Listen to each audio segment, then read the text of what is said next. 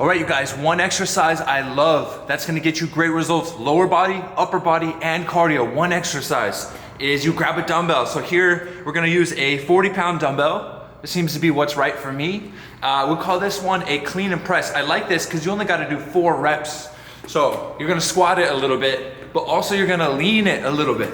So you come down between the legs and you swing up. It's more of a snatch technically, because a clean and then press is like that. This one, I want you coming up, snapping with the hips like a kettlebell swing, so forcibly that it comes up like a snatch, like boom, just like this.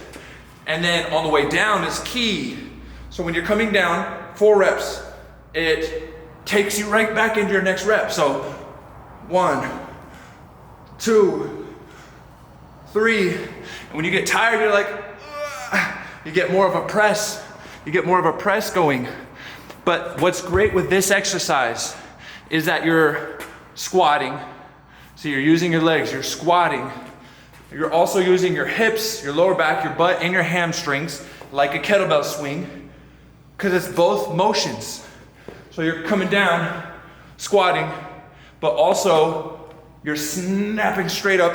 And you guys want bigger traps. You guys want bigger traps, bigger rhomboids, those upper backs.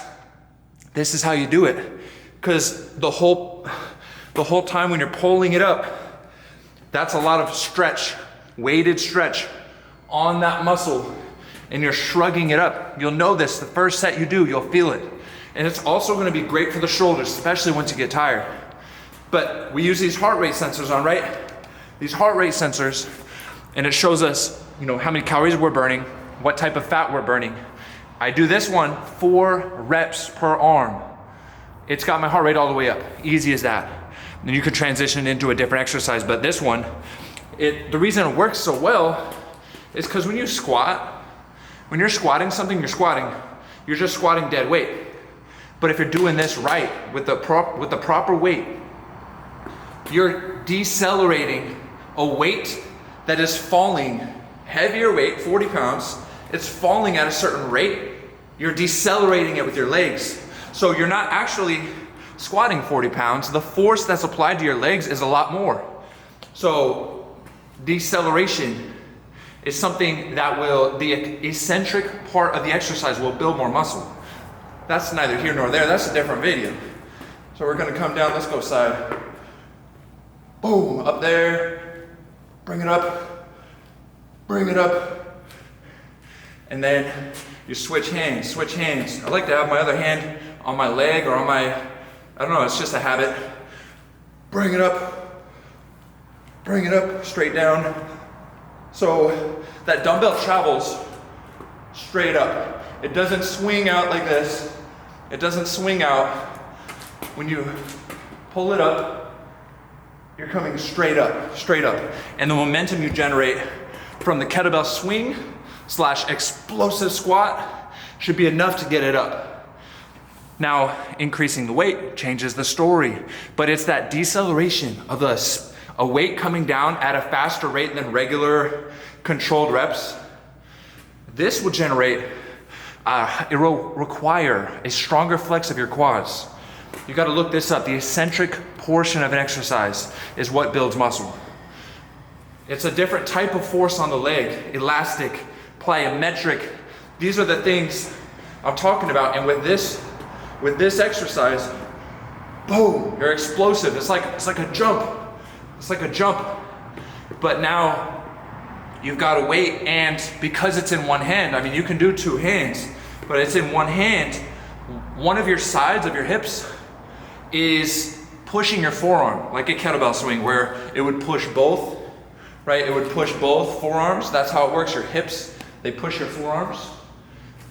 With this one, you'll notice it's a little bit tougher on one side. So you're getting a really great flex in the butt on one side of your legs, and then you switch sides. So you've got to try this, because you only got to do 4 reps. And that's why I like it, because when I'm here by myself, it's hard to find motivation. But if I only got to do 1 rep, if I only got to do 4 reps, I go, I can do that. By the time you realize it's hard, you've done 4 reps. So boom, boom, boom, boom. You get to it, you got 4 reps, switch sides, and then you can walk it off, right? You're tired, get some water, and then you get right back to it. Boom. 2, 3, 4. You switch sides. This one's been an X factor when it comes to getting your heart rate up, especially in the winter. It's tough to do. In place, low reps, you could be more explosive. And from what I can see, it's gonna translate into your squat reps. It's gonna translate into your, when you're running, that hip extension. This one's been great. And to incorporate, your core's gotta go, your core's gotta be strong because your weight is on one side.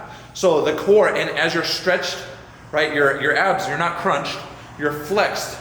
So now you're gonna get some great big block abs because at a stretched fashion, your abs have to be strong.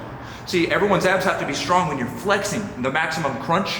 When you crunch, how about we work on them getting strong?